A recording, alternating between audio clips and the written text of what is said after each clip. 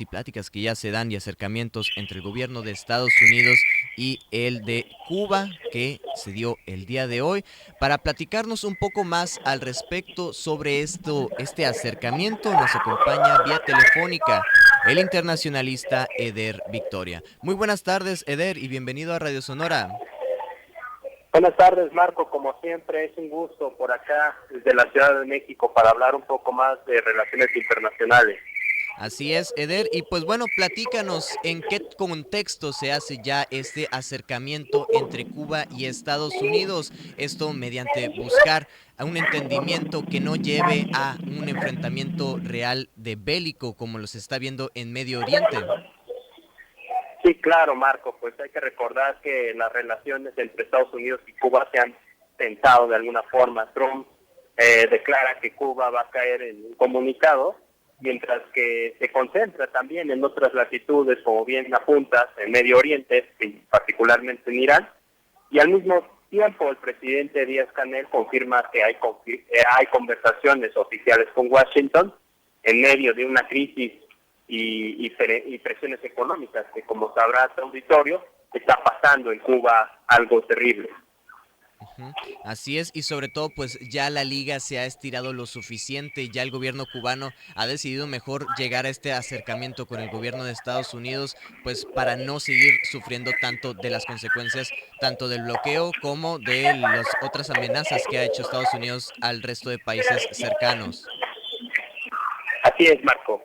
Pues para contextualizar un poquito, hay que recordar que el 7 de marzo señaló Donald Trump que el régimen cubano caería de manera paulatina y sugirió una estrategia de presión simultánea con Irán. Esto refuerza esa narrativa que tiene desde luego este cambio de régimen como objetivo de Washington. Posteriormente, el 13 de marzo, reconoció la crisis energética Díaz-Canel como algo que estaba ya afectando su territorio, aunque pues evidentemente denunció la continuidad del bloqueo y la presión económica que se estaba ejerciendo. Después vemos una Cuba con una situación de escasez de energía, donde precisamente denuncia ante los órganos internacionales violaciones a los derechos humanos, lo comenta pues la vulnerabilidad de este país en diferentes etapas. Para hablar, por ejemplo, de la cuestión de Estados Unidos, vamos a verlo desde esta parte de estrategia muy al estilo del realismo político. Estados Unidos pues va a buscar debilitar a Cuba, como ya también lo había mencionado en algunos otros episodios de su programa, para que esto de cierto desequilibrio a sus rivales que están en el contexto internacional, principalmente Rusia, China, Irán y Venezuela, que bueno, ya ahora en el caso de Venezuela pues ya vimos otro escenario distinto, ¿no? Aquí pues vamos a ver un discurso muy puntual por parte de Donald Trump, donde nos va a mostrar estas narrativas que hablan sobre una confrontación ideológica que, como sabrán, hay desde la historia entre Estados Unidos y Cuba, donde nos dice que siempre va a haber esta ideología contraria a lo que se piensa desde Estados Unidos y la democracia. Ujú, así es. Y pues sobre todo lo que comentabas al respecto, que hemos venido tratando ya varios programas, el cómo le está arrebatando a Estados Unidos estos aliados estratégicos que históricamente ha tenido Rusia y China en la región, Venezuela y Cuba siendo los exponentes más grandes y primordiales. Pero ya al respecto, parece ser que se puede llegar a un entendimiento, esto mediante estos cuestiones diplomáticas, estos acercamientos y sobre todo sin impedir que conlleve a una escalada de las tensiones más allá, porque ya pasó en Venezuela, ya llegó la extracción del presidente de ese país, pero entonces en Cuba se está tratando otra línea más calmada. No vamos a ir a ser tan aguerridos, pero vamos a llegar a una negociación en donde ambos países podamos seguir ganando, ¿no? Así es, Marco. Y algo muy inteligente que hace el presidente de Cuba, considerando la situación humanitaria que ya se está produciendo en su país y que podría llevar a algo más positivo en lugar de de cerrar la puerta diplomática y empezar otro escenario en el que quizá Cuba no tenga tantas libertades en esa toma de decisiones.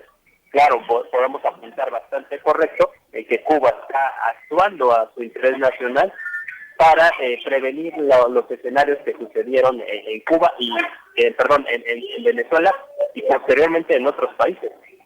Así es, y todo dependerá qué tan exitosa es ese mismo acercamiento que dan ambas naciones o el acercamiento que va a dar Cuba para ver si en algún punto se llega a retomar el punto de levantar el bloqueo, el icónico bloqueo que tiene Estados Unidos en Cuba, que tanto daño y tanta afectación ha llevado a la isla. Se podría llegar a ese punto si las negociaciones terminan siendo exitosas. Sí, justo eso es algo muy interesante porque eso va a cambiar la retórica que se ha seguido durante muchos años sobre la situación de Cuba y las relaciones que tenga con Estados Unidos. Eso le va a dar un cambio a la historia incluso en el sentido de que se terminaría posiblemente un bloqueo que se tiene con Cuba durante años. Así es, y sobre todo esto le podría apoyar bastante a Donald Trump, pues conociendo que ya está cercano a unas próximas elecciones en noviembre, este acercamiento o el haber tenido esta iniciativa de acercarse con Cuba le podría ayudar, le podría afectar a su base votante.